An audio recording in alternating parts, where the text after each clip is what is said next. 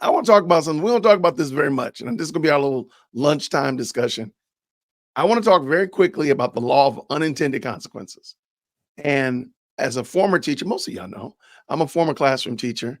I enjoyed teaching for 15 years. It was a lot of fun.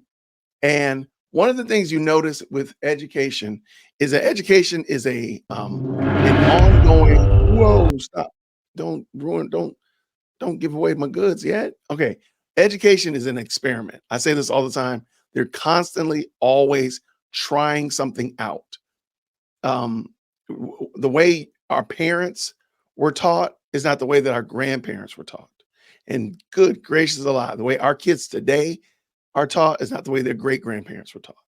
So there's a lot of experimentation. There's a lot of just moving things around. There's a lot of times when they really don't know what they're doing. They're just trying something out. Now, one of the problems though is that you'll try something out and there will be a consequence that maybe you didn't anticipate or maybe you didn't think about. And I don't really truly care about Kamala Harris's life as really anything that she did in California. However, this one right here, I'm going to talk about. Most of y'all know I don't say much about her California history because I don't think it's relevant. I think there's enough meat on the bone for the last 4 years. You don't even have to go west of the Mississippi.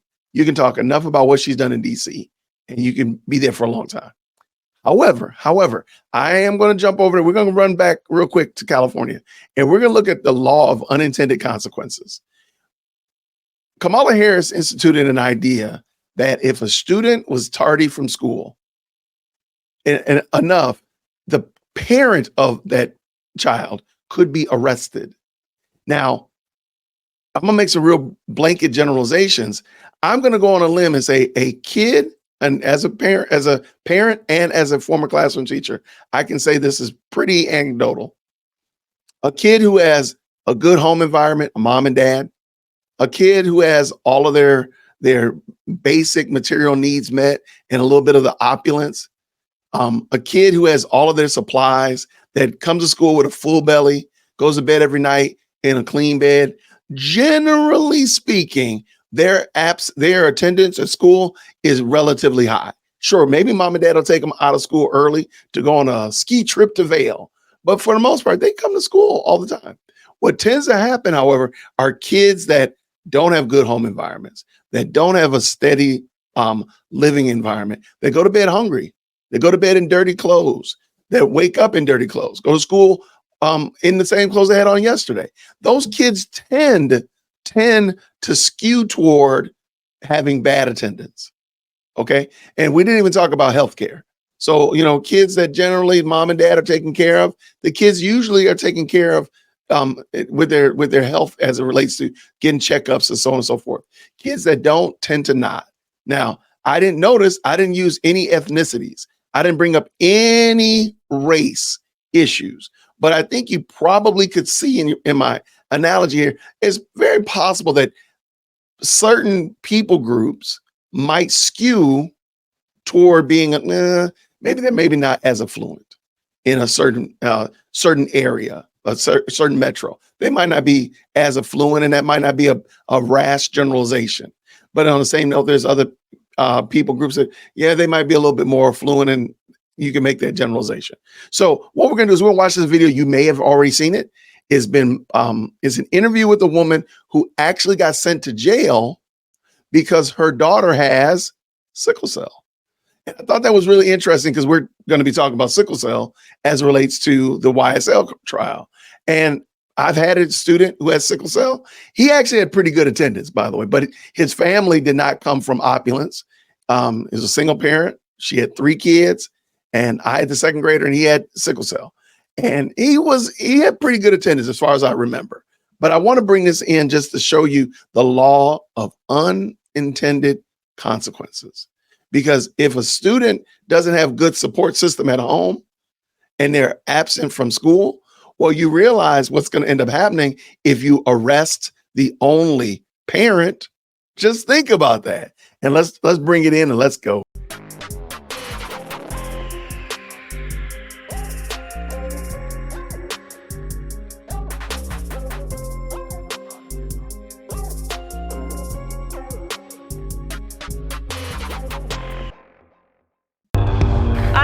to fight for Black Lives Matters. I intend to fight. If Black lives matter to her, why didn't I matter?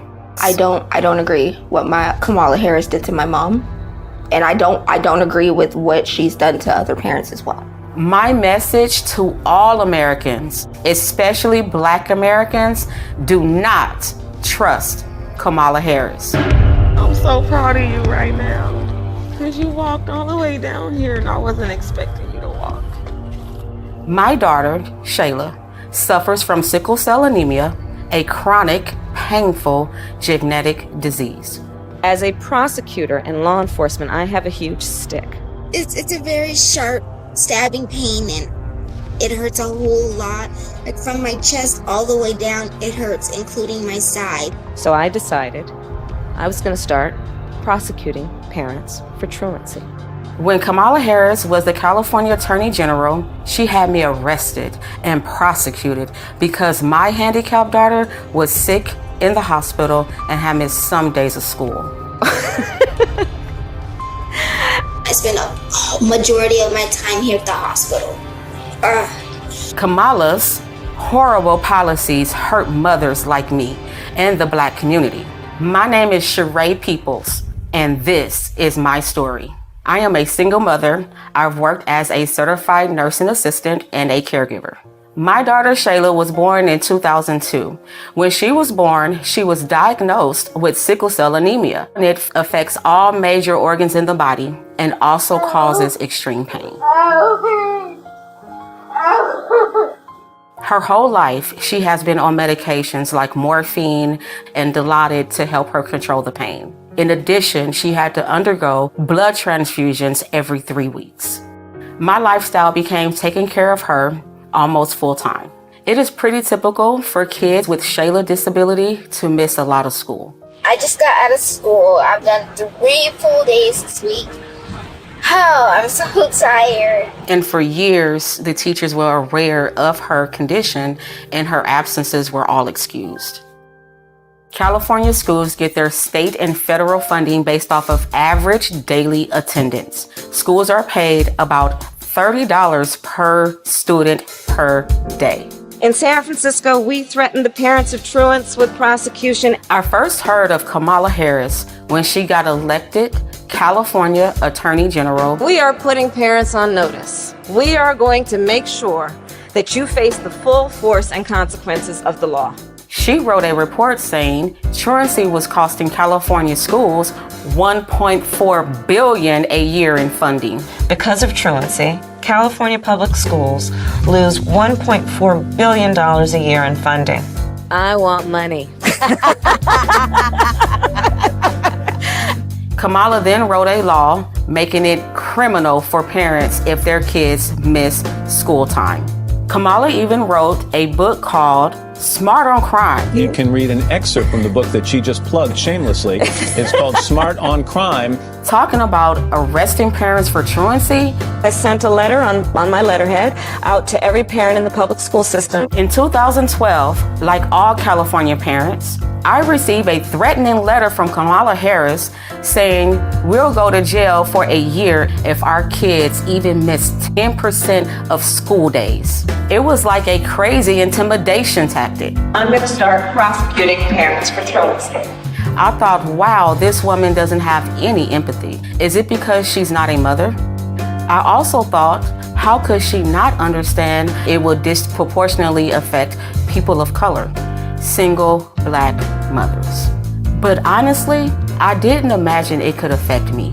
Her teachers had her medical records from the Children's Hospital. I even had a 504 plan, which was an agreement between the school district and the parents to provide care for students with disabilities. It was April 18th, 2013, in the morning. I'm in my pajamas.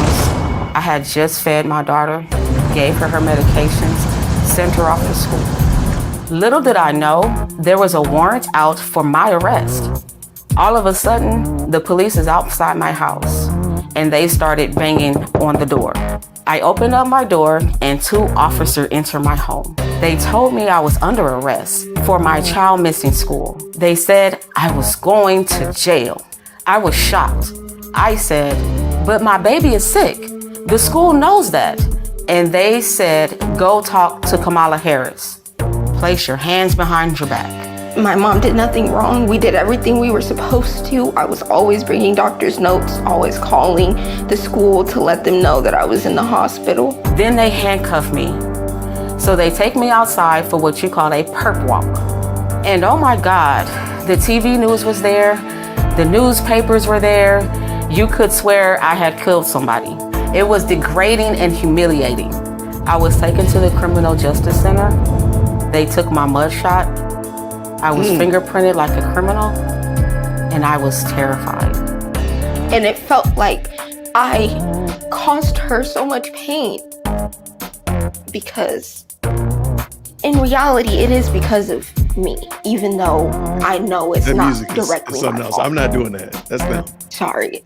The next day, the Orange County Register showed the pictures of my arrest. Oh my God. They even had a close-up picture of my hands in handcuffs to show here's a black mother being arrested. It was a truancy rate at over 2.5 times that of white students. Everyone knew most truant kids were black.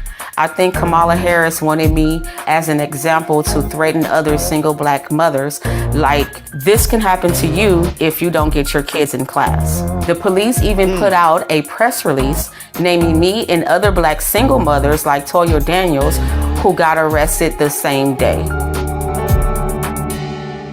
Dude, that's But great. my hell was just beginning. They gave me 2 charges: failure to supervise and encourage school attendance, and contributing to the delinquency of a minor. Oh my gosh. I couldn't believe it. They framed my daughter as a gang member and basically charged me with neglect. I spent the next 2 years in court fighting these charges. Kamala assigned her nastiest prosecutors to my case. My homicide prosecutors, my gang prosecutors. And they went over there and I said, when you go over there, look really mean. Like 10 different prosecutors. They kept pressuring me to plead guilty and spend a year in jail, but I kept refusing because I did nothing wrong. All the time I had to spend going to court, I was struggling to care for my Shayla.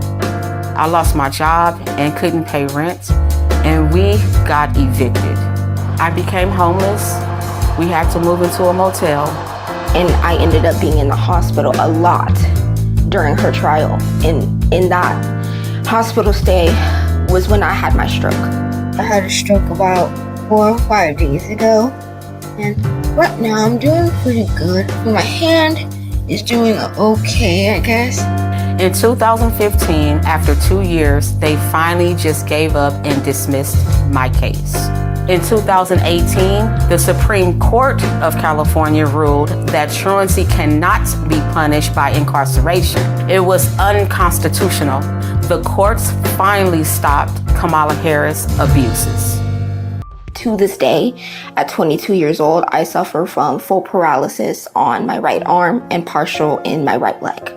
Kamala Harris owes me an apology and my daughter an apology for what she did to us. Let's be clear, my values have not changed. Look, I am not a political person, but I want people to know what Kamala Harris has did to me. If she do it to me, she will abuse anyone if you give her the power.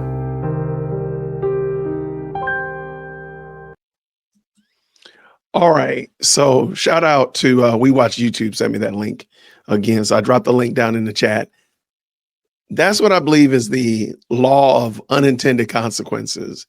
You put something in place and maybe you think is good.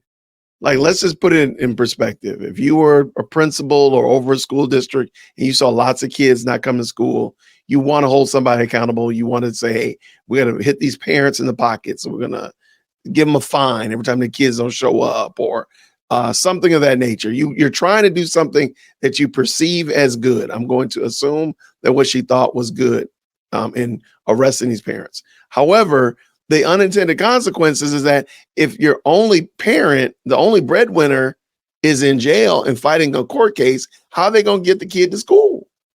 And that's a healthy kid. We're not talking about this baby. That poor baby was needing some real care. But she seemed to have a good attitude though. So shout out to her. But the unintended consequences, and that's the thing I say about education. A lot of the time they don't think about, if you go heavy in one area, you're going to go light in somewhere else. And there's going to be this exchange that happens that you don't see happening.